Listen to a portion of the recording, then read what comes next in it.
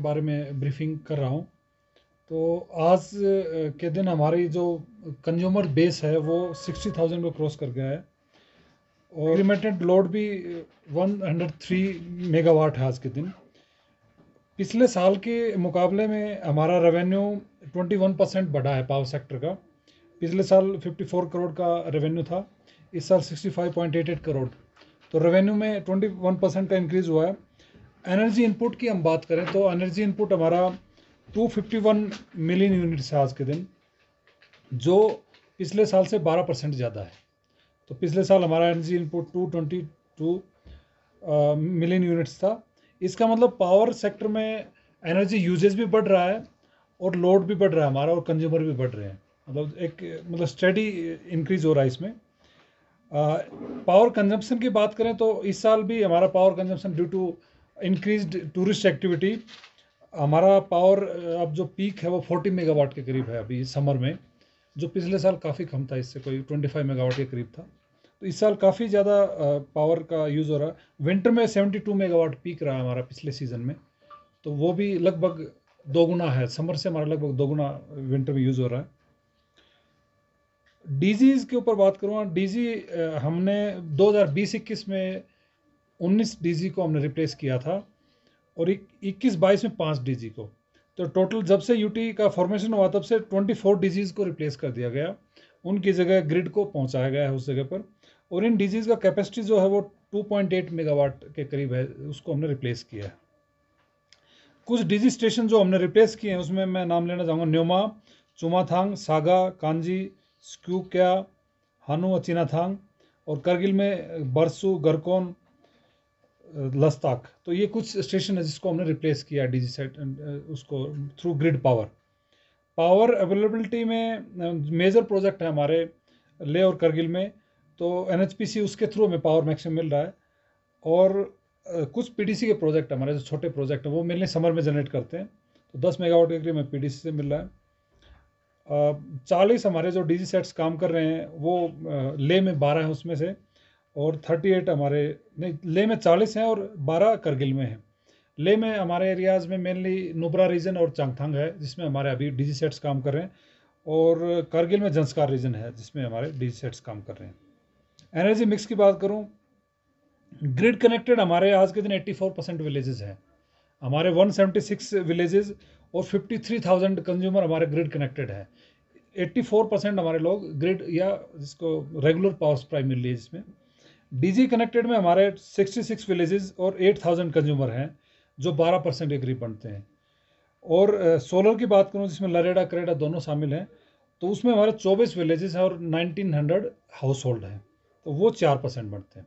तो ये हमारा एनर्जी मिक्स है। तो इसका मतलब हमारा maximum region consumer wise grid connected है, और कुछ माइनर हमारा डीजी और सोलर के ऊपर डिपेंडेंट है।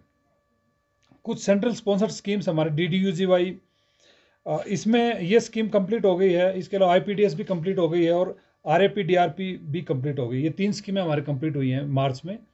तो इनमें हमने 27 विलेजेस को इलेक्ट्रीफाई किया है DDUGY में। इसके अलावा दिस्कित नुब्रा सब स्टेशन को भी हमने कंप्लीट किया है। IPDS में हमने करगिल सब स्टेशन और ले सब स्टेशन इनको अपग्रेड किया, क्योंकि पावर का सप्लाई डिमांड बढ़ता जा रहा है, तो जो फीडर्स है उसके ऊपर लोड काफ़ी बढ़ जाता है अगर हम किसी फीडर को सेग्रीगेट नहीं करेंगे। तो हमने ले और करगिल दोनों के स्टेशन को हमने अपग्रेड किया है, उसकी कैपेसिटी को बढ़ाया है, जिससे कि फ्यूचर में प्रॉब्लम ना आए। इसी तरह RAP DRP में 147 ट्रांसफार्मर को हमने इंस्टॉल किया है दोनों टाउन्स में, और 39 किलोमीटर ST लाइन को इंस्टॉल किया। PMDP रूरल में हमने 2 स्टेशन को शुरू किया जिसमें चुसौत और द्रास शामिल है। तो इन स्टेशन के बनने से फ़ायदा ये होगा कि जो लोड हमारा एक ले सब स्टेशन के ऊपर रहता था उसकी बजाय हमें इसको सेग्रीगेट कर पाएंगे। हम चुसौत से अलग से फीडर हम कुछ उसके ऊपर डाल देंगे, और इसी तरह द्रास पूरा एरिया उससे कवर हो गया। ये काम किया है। 33 विलेजेस इलेक्ट्रिफिकेशन का टारगेट था, जिसमें से 25 कंप्लीट हो गया अभी PMDP रूरल में, और बाकी जो 8 है वो अंडर प्रोसेस है। उसमें कुछ वाइल्ड लाइफ के इश्यूज़ थे, कुछ में कनेक्टिविटी का इशू था, तो उसके ऊपर भी काम चला। PMDP अर्बन में 97 ट्रांसफार्मर को हमने इंस्टॉल किया है और 30 किलोमीटर ST लाइन को किया है। तो ये भी 75% इसमें प्रोग्रेस, और ये भी अभी हमारे पास में 7-8 महीने हैं, तो इसको हम कंप्लीट कर लेंगे 100% इसको। जंस्कार और नुब्रा लाइन ये हमारी पीएमडीपी प्रोजेक्ट के अंडर है। तो इस लाइन में भी अभी काम जो एजेंसीज हैं वो टेंडर उसको कर दिया गया है, टेंडर सबको अलॉट भी हो गया है और एजेंसीज ने काम भी स्टार्ट कर दिया, उन्होंने अपने ऑफिस भी एस्टेब्लिश किए हैं। तो उसमें जो क्लियरेंसेज का काम चल रहा है और सर्वे का काम चल रहा है, तो उम्मीद है कि इस सीज़न में हम काफ़ी उसमें प्रोग्रेस करेंगे। इसके अलावा बजट की बात करूं मैं, हमने पीडीडी के बजट में काफ़ी इंक्रीज़ किया है पिछले 2 सालों में। एक्सपेंडिचर में मैं बात करूं तो 20-21 में हमने कोई 60 करोड़ के करीब एक्सपेंडिचर किया था पीडीडी में, और 21-22 में वो बढ़कर 200 करोड़ के करीब हो गया। मतलब जो हमने मतलब 20-21 से 21-22 में बजट को लगभग 3 गुना के करीब हमने बढ़ाया है, मतलब, और उसको एक्सपेंडिचर को हमने इंक्रीज किया है। जनरेशन में 4 हमारे प्रोजेक्ट हैं लेह में जो अंडर प्रोग्रेस है, वो हमारे कंप्लीट हुए हैं, जिसमें इनाचे है, चमसेन है और भी 1-2 प्रोजेक्ट हैं। 4 हमारे करगिल में हैं, हमने कंप्लीट किए हैं। टोटल जनरेशन इनसे 21-22 में हमें 75 लाख यूनिट हमें जो प्रोजेक्ट हैं इसमें उनसे हमें मिला है। ईगू मर्सलांग हाइड्रो इलेक्ट्रिक प्रोजेक्ट को हमने रिफर्बिश किया है। इसी तरह हुंडर और हफ्ताल के ऊपर भी काम किया जा रहा है। और एक मेजर प्रोजेक्ट हमारा जो 9 मेगावाट दानू प्रोजेक्ट है, जो टोटल 18 मेगावाट है, तो प्रोजेक्ट दोनों कंप्लीट हो चुके हैं, लेकिन ट्रांसमिशन लाइन के ऊपर काम चल रहा अभी, तो वो भी इस सीज़न में हमने उसका टारगेट रखा, उसको हम कंप्लीट करेंगे। उसके बाद हमें 18 मेगावाट हमें एक्स्ट्रा पावर मिलने लग जाएगी लद्दाख में। आरई सेक्टर में बात करूं तो आरई सेक्टर में ग्रीन हाइड्रोजन के ऊपर काम शुरू हुआ है। तो इसमें एनटीपीसी के साथ में मिलकर चुसौत में एक इसमें ट्रांसपोर्टेशन में भी कुछ बसेस भी ग्रीन हाइड्रोजन की बसेस भी चलाई जाएंगी, और उसमें सोलर पावर जनरेट कर कर उसमें हाइड्रोजन को मतलब जनरेट किया जाएगा। तो उसके ऊपर काम चल रहा है, और ग्रीन हाइड्रोजन काफ़ी एक एडवांस टेक्नोलॉजी है, और जो इंडिया के अलावा मेरे ख्याल से वर्ल्ड के कुछ ही कंट्री हैं जो इसको अडॉप्ट अभी स्टार्ट किया है। तो इंडिया भी उसमें से एक पायनियर कंट्री होगा आगे। इसके अलावा जियोथर्मल के ऊपर भी ओएनजीसी के साथ में मिलकर काम चल रहा था, उसमें पायलट प्रोजेक्ट अभी स्टार्ट की, मतलब ओएनजीसी ने अभी काम स्टार्ट करना है, तो वो पायलट प्रोजेक्ट होगा 1 मेगावाट का। तो पूगा में उसके ऊपर काम स्टार्ट होगा। अगर 1 मेगावाट में अगर सक्सेसफुल अगर रिजल्ट आता है और हमें लगता है कि उसका ड्रिलिंग के बाद में उसमें अच्छे रिजल्ट आ रहे हैं, तो उसकी कैपेसिटी को बढ़ाया जा सकता है। उसके सिर्फ पावर जनरेशन नहीं होगा, उससे हीटिंग भी हम कर सकते हैं, उससे ग्रीन हाउसेज भी बना सकते हैं, पोल्ट्री फार्म भी बना सकते हैं, टूरिज्म में भी उसको यूज़ कर सकते हैं। तो उसके मल्टीपल बेनिफिट होंगे उस चीज़ के। इसके अलावा एनएचपीसी के साथ में मिलकर हाइड्रो सेक्टर को डेवलप करने के लिए प्लान चल रहा है, उसके लिए फिजिबिलिटी स्टडी की जा रही है। तो उसके ऊपर खासतौर से जो ऑफ ग्रिड एरियाज हैं उसके ऊपर काम किया जा रहा है। चांगथंग में 66 केवी लाइन के लिए प्लानिंग चल रही है, उसके सर्वे और डीपीआर के ऊपर काम चल रहा है। तो जल्दी उसके ऊपर फील्ड में भी हम उसके ऊपर काम स्टार्ट करेंगे। हमारा लद्दाख में पावर सेक्टर का मेन विज़न यही है कि हम लद्दाख में क्लीन पावर को हम सप्लाई कर पाएँ और इंडिपेंडेंट पावर हो हमारे पास में। हम जो भी पावर जनरेट करें उसके लिए हमें डिपेंडेंसी ना करनी पड़े किसी भी रीजन के ऊपर। तो हम इतना पावर जनरेट करें कि हम अपना सेल्फ सफिशिएंट भी और एक्सपोर्ट भी कर सके पावर को। और फोकस ये है कि हम क्लीन पावर को सप्लाई करें, क्योंकि एज सच हम कोल पावर तो वैसे भी यूज़ नहीं करें, मैक्सिमम हाइड्रो पावर है हमारे पास में। लेकिन उसके बावजूद भी सेकी के साथ में एक 50 मेगावाट के प्रोजेक्ट के ऊपर काम चल रहा है, उसका काम भी शुरू हो गया अभी। तो वो प्रोजेक्ट एक्सपेक्टेड है कि अक्टूबर-नवंबर तक हमारा कमीशन हो जाएगा। तो उसके बाद में लद्दाख को विंटर में 20 मेगावाट एक्स्ट्रा पावर मिलने लग जाएगी, जो हम इंपोर्ट करते हैं बाहर से। तो उससे हमें काफ़ी सपोर्ट मिलेगा। और उसके अलावा और भी प्रोजेक्ट इन पाइपलाइन है, जिसमें शशिथांग में प्रोजेक्ट के ऊपर फिजिबिलिटी स्टडी चल रही है, फिर पक्षुम में स्टडी चल रही है, फिर 5-5 मेगावाट में कुछ और हम स्टडी कर रहे हैं। तो जैसे ही इन प्रोजेक्ट्स में स्टडी कंप्लीट होगी और हमें असेसमेंट एक्चुअल मिलेगा, तो उसके ऊपर हम काम करेंगे। विंड के ऊपर भी काम चल रहा है। विंड के असेसमेंट के लिए हमने कुछ जगह हमने विंड मिल्स हमने एस्टेब्लिश कुछ कर रहे हैं। तो विंड असेसमेंट के बाद में विंड के ऊपर भी काफ़ी काम किया जाएगा, क्योंकि विंड एक अच्छा सोर्स है, लद्दाख में काफ़ी विंड पोटेंशियल है। तो उसके ऊपर भी काम चल रहा है। तो ओवरऑल टारगेट और विज़न यही है डिपार्टमेंट का कि हम हमारी जो पॉपुलेशन है और जो इंडस्ट्रीज़ है उसको हम 24/7 क्लीन पावर हम सप्लाई कर पाएँ और रिलायबल पावर हो, जिससे कि लोग उसके ऊपर डिपेंड कर सकें, including heating and all other requirements. क्योंकि हीटिंग के लिए भी अगर हम कोई भी फॉसिल फ्यूल बर्न करते हैं तो कार्बन न्यूट्रल हम जो करना चाहते हैं वो चीज़ कर नहीं पाएंगे। तो हमारा टारगेट ये है कि एनर्जी एफिशिएंसी भी हो, साथ में क्लीन सोर्सेज ऑफ एनर्जी को हम यूज़ करें। तो उसके लिए प्लानिंग चल रही है, चाहे वो रिमोट एरियाज़ हो चाहे अर्बन एरियाज़ हो, तो उसके ऊपर काम चल रहा है। और बाकी इस डिपार्टमेंट से रिलेटेड कोई भी आपके क्वेश्चन हो या कोई भी आपको सजेशन हो तो आप शेयर कर सकते हैं मेरे साथ। सर ये सोलर पावर अभी आपने बताया 4% है, तो हमें ये बताया जाता है कि लद्दाख सोलर एनर्जी का बेस्ट हब है, तो ये इतना ही 4% ही क्यों सर, जबकि डीजी से पे 12% है?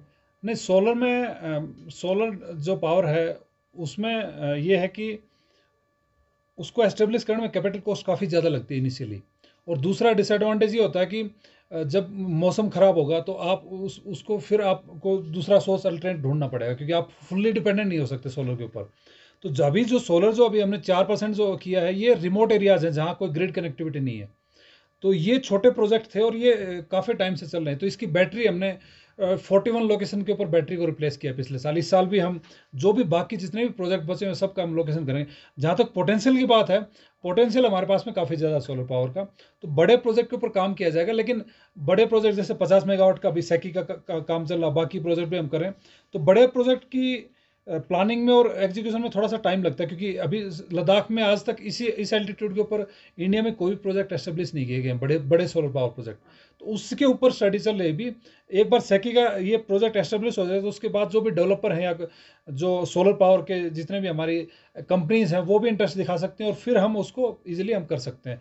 तो ये जो अभी चल रहा है ये तो एक मतलब स्टैंड बाय सॉल्यूशन है कि हम रिमोट एरियाज को हम क्लीन पावर दे सकें। अदरवाइज हम डीजी सेट से भी हम सप्लाई कर रहे हैं। सेकी का लोकेशन कहाँ से? ये तो फ्यांग तारू में, हाँ अभी जो मतलब काम चल रहा है उसी में चल रहा है। सर एक मेगा सोलर पावर प्रोजेक्ट का बात भी हो रहा था लद्दाख में, हजारों 7,000 कुछ पांच साइड में, हाँ, ये तो उसका क्या स्टेटस है? उसमें अभी उसमें क्योंकि इतने बड़े प्रोजेक्ट के लिए उसकी फील्ड स्टडी काफ़ी इंपॉर्टेंट है, तो उसमें अभी environment study, bio impact assessment study या जो स्टेक होल्डर के जो भी इश्यूज हैं उसको लेकर स्टडी चल रही है अभी। और उसका सर्वे का काम अभी होगा उसमें। लेकिन वो एक लॉन्ग टर्म प्रोजेक्ट है, क्योंकि उसमें काफ़ी मतलब डिटेल्ड प्लानिंग होगी। और वो तो अभी तो वो स्टडी स्टेज में है। अभी तो उसका सर्वे और स्टडी चल रहा है। अभी उसका कोई अभी कोई फाइनल किसी को अलॉट वगैरह नहीं हुआ अभी। सर रिन्यूएबल एनर्जी में जो लेरडा और क्रेडा है, पहले जब सेंटर के साथ थे, मतलब स्टेट पे, उस समय सीधा सेंटर से पावर फंडिंग आते या थे। अब यूटी से नहीं मिल रहा है, एक कंसर्न एक्सप्रेस हो रहा है। इसके लिए क्या कोई कंबाइंड लेरडा लद्दाख वाला कुछ बनाएंगे कि क्या प्लान है? नहीं, अभी तो प्लान यही है कि लरेडा क्रेडा जैसे काम कर रहे हैं वैसे ही काम करेंगे। जहाँ तक फंडिंग की बात है, पिछले साल हमने 10 करोड़ रुपए की फंडिंग किया था जिसमें बैटरी रिप्लेसमेंट हुआ है। इस साल हमने कुछ और भी प्रोजेक्ट रखे हैं जिसमें बैटरी रिप्लेसमेंट के अलावा सोलर लिफ्टिंग का काम है या कुछ पावर प्रोजेक्ट को अपग्रेड करना है। तो वो हमने प्रोजेक्ट रखे हैं, लेकिन उसका मैकेनिज्म डेवलप कर रहे हैं कि इनको फंडिंग हम कैसे डायरेक्टली कर सकते हैं। तो उसका मैकेनिज्म के लिए हमने फाइनेंस में प्रपोजल भेजा, तो फाइनेंस एक बार अप्रूव कर देगा फिर हम डायरेक्टली इनको फंडिंग भी कर पाएंगे और ये बिना कोई प्रॉब्लम के एजेंसीज काम भी कर पाएंगी, क्योंकि इनका काफ़ी इंपॉर्टेंट रोल रहा है खासतौर से सोलर वाटर हीटर में या जो हमारे छोटे छोटे पावर प्रोजेक्ट हैं इन्होंने काफ़ी अच्छा काम किया है। तो उसके लिए हमें इनकी काफ़ी सपोर्ट की ज़रूरत है और इनका लोकल एस्टेब्लिशमेंट है तो हम उसके ऊपर काम कर रहे हैं। सर यूटी से पहले जो लेरेडा का प्रोजेक्ट थे, काफ़ी लोगों से शिकायत आते थे कि कमीशन होने के बाद फंक्शनल नहीं है, अभी क्या स्टेटस है सर? अभी हमने डायरेक्शन दिया है कि जो भी प्रोजेक्ट चाहे किसी एनजीओ ने लगाया हो चाहे लरेडा ने लगाया हो या किसी ने भी लगाया हो, जो प्रोजेक्ट नॉन फंक्शनल है एक तो उसको फंक्शनल करना है हमें। तो इसी के तहत हमने काफ़ी जगह बैटरी प्लेस किया है। और दूसरा एक मैकेनिज्म डेवलप कर रहे हैं कि हम जहाँ भी इंडिपेंडेंट सोलर प्रोजेक्ट है तो उससे कुछ यूज़र चार्जेस लिया जाए। पहले लरेडा कोई यूज़र चार्जेस नहीं लेता था, तो उसको फिर मेंटेन करना मुश्किल और फिर कॉन्ट्रैक्ट का पार्ट भी नहीं होता था कि उसको कोई एजेंसी मेंटेन करेगी। तो हमने यही किया, प्लान किया कि जो भी प्रोजेक्ट हो उसका एक तो मेंटेनेंस का कुछ पोर्शन रखें उसमें, और दूसरा हम लरेडा को कुछ सर्विस चार्ज भी देंगे। अगर कोई प्रोजेक्ट बनाता है तो लरेडा उसको सर्विस चार्ज मिलेगा कुछ।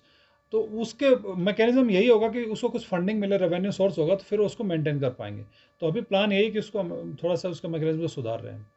सर अभी जियोथर्मल का बात हुआ था, आपने कहा था, तो ये पूगा पूगा पे जो प्रोजेक्ट हो रहा है, काफ़ी लोगों का ये कंसर्न है कि एक्सेसिव ड्रिलिंग की वजह से वहाँ पे अगर हम जियोथर्मल को एक्सेसिव ड्रिलिंग करेंगे तो एनवायरनमेंट जो होता है एक अर्थक्वेक प्रोन जोन बन जाता है करके।